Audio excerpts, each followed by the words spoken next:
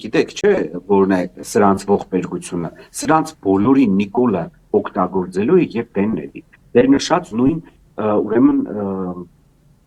հատկապես այդ Սամվել Կջոյանը։ Ես հələ ընդամենը մեջ բերեցի այն ամենը, ինչ նրա պահով գրել էր Նիկոլան Հողը, բայց մենք նաեւ շատ լավ գիտենք, որ այս անձը վաղուց մեղադրվում է հայտնի գործարար Փայլակ Հայրաբեծյանի ունեզրկման պատմության հետ եւ Փայլակ Հայրաբեծյանը ընդամենը որքան հիշում եմ անցյալ տարվա դեկտեմբեր ամսին հարցազրույց տալով հետք պարբերականին բացահայտ նշել էր, որ 2018 թվականին վերաբացված այդ քրեական գործը 19 թվականին կարճվել է ու շատ հարգելի Ժանա ԱԱՑ-ի կողմից։ Հիմա հարց.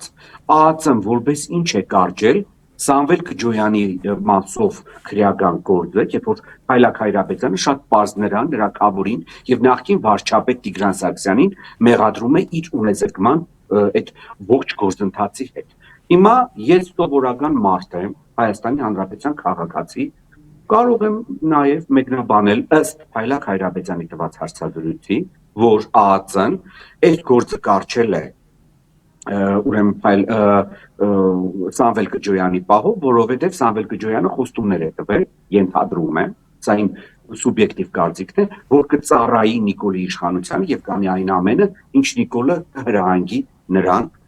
անելու ինչ որ գործընթացների մեջ եւ այդ ինչ որ գործընթացը ամբողջությամբ համընկնում էր այս հակաեկեղեցական արշավի հետ, որ Սամվել Կջոյանի նման անձնավորությանը Նիկոլը օգտագործում է հենց եկեղեցու դեմ։ Այդ 10 եպիսկոպոսների 90%-ը ունեն կեղտոտ անցյալ եւ շատ վատ ներկա։ Որքան ուզում է իրենք հերքեն։ Գիտեք, խնդիրը որն է։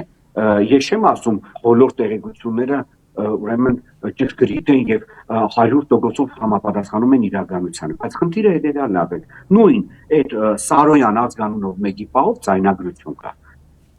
Լսել ենք, չէ՞, ինչքան ուզում է ինքը հերքի։ Ես ունեմ իմ կարծիքը այդ ամեն ինչի վերաբերյալ։ Ասենք Արգիշտի Քյարամյանի հոր պահով կա ուրեմն փաստ, որ ասում են, որ նախկինում Նիկոլի մոտ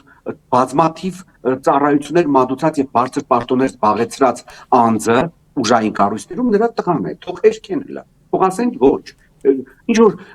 ծամածրված, ինչ որ երկար բարակ հայտարարություններ են անում, այ մարդ կոնկրետ հարց են տալիս, այդ հարցը ունի պատասխան, շատ լակոնիկ, այո կամ ոչ։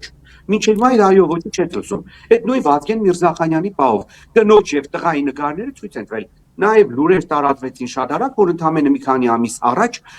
Նիկոլի իշխանությունը այդ երեխայի հայրանունը փոխել է։ Ինչ որ նպատակներով։ Հիմա հարց են տալիս այո թե ոչ կամ ընդհանրապես այդ կինը եւ այդ տղան, որոնք պատկերվում են համացանցում որպես Վազգեն Միրզախանյանի երեխաներ, ուրեմն երեխան եւ կինը կներեք։ Նրա կինն թե ոչ։ Այն օրը նստել է Պետրոսի մոտ անփասիբ, ասում է Կիլիկիայի թեմի եկեղեցիներում Սփյուռքում գործող Գարեգին երկրորդի անունը չեն տալիս, ընդամենը մեկ օր հետո, սրա զառանցանքներից մեկ օր հետո բանից Տորոնտոից լուսանկար